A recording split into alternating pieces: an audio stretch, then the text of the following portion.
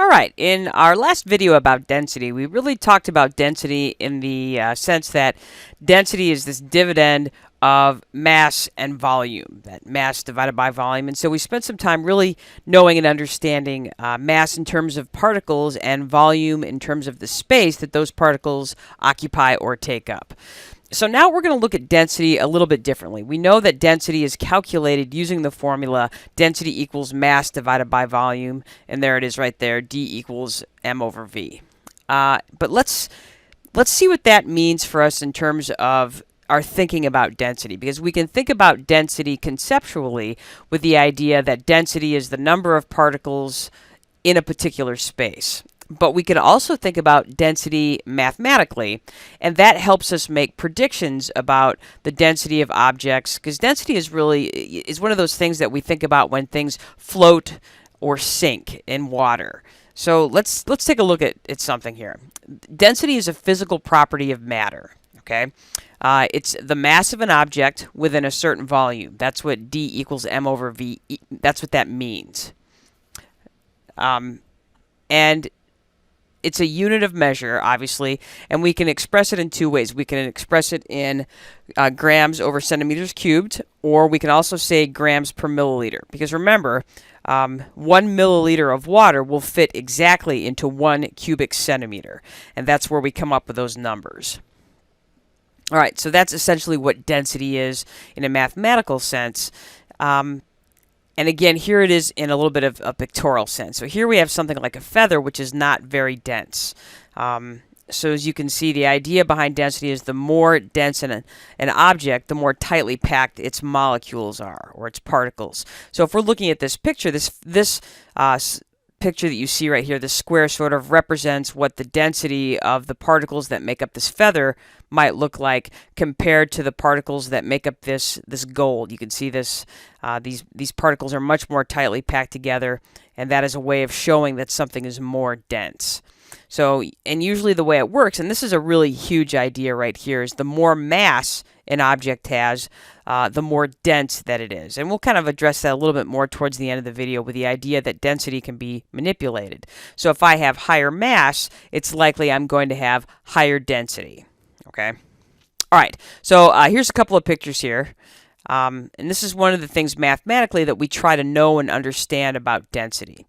When we talk about the density of an object, it's comparable. We're comparing the density of any object to the density of water.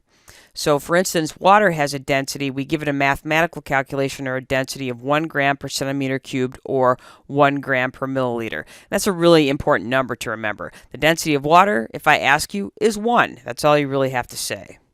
But here you have to think about it. If an object has a density that's higher or greater than 1 gram per centimeter cubed or 1 gram per milliliter, it'll sink. So there's the Titanic sinking right there. On the other hand, if an object has a density that's less than 1, it will float. So if you're looking at this cork, you can automatically say, oh, well, that cork, without even knowing the density of that cork, by seeing it float on water, you can automatically say to yourself, that cork has a density of less than 1. All right, so again, if you have an object with a density of less than 1 gram per milliliter or 1 gram per centimeter cubed, then that stuff is going to float. So for instance, if we're looking at this rubber ducky right here, the rubber duck is less dense than the water, so the water is able to hold up the duck or kind of push the duck up. So that's kind of what's happening there. If we're visualizing the particles in the water, there's enough particles in any given portion of that water to keep the duck floating because the duck is less dense than the water. On the other hand, if you have an object with a density that's greater than 1, then you have stuff that's going to sink. So this brass weight that we're seeing right here, it's sitting at the bottom of the glass of water, this obviously, again, without even knowing the density of this weight, I know that it has a density of greater than 1. So we know that it's more dense than the water. So as a result, the water can't hold or push that weight up. It's too dense. So it's much more dense than the water, and so that object sinks. And then again, there's a cork there, and that cork floating at the top tells us that that object is less dense than water or has a density of less than 1. All right, so here's something to remember. Is that density can be manipulated. So if we add more mass to an object, then we increase the overall density of the object. However, if we have more volume, we can decrease the density of objects, and that's the idea. When we make a great big huge boat like this is a 1,000-foot oar boat. The reason that this has an overall density of less than 1 is because all of this mass of this giant ship has been spread out so that its particles are all spread out, and as a result of that, the density of this ship has been manipulated so that it is now less dense than water. So if you spread all of your mass out, you make something less dense. Now, if I were to load, so these boats, they hold ore pellets. If I were to overload this boat with ore pellets, making the mass greater, and if I kept doing that and kept doing that and kept doing that, eventually the mass would be too great and this boat would sink. Okay, so that's one of the things that we have to remember. By changing the mass or the volume of objects, we can manipulate their density. But just a couple of things to remember from this little video is that water has a density of 1. If objects have densities greater than 1, they sink.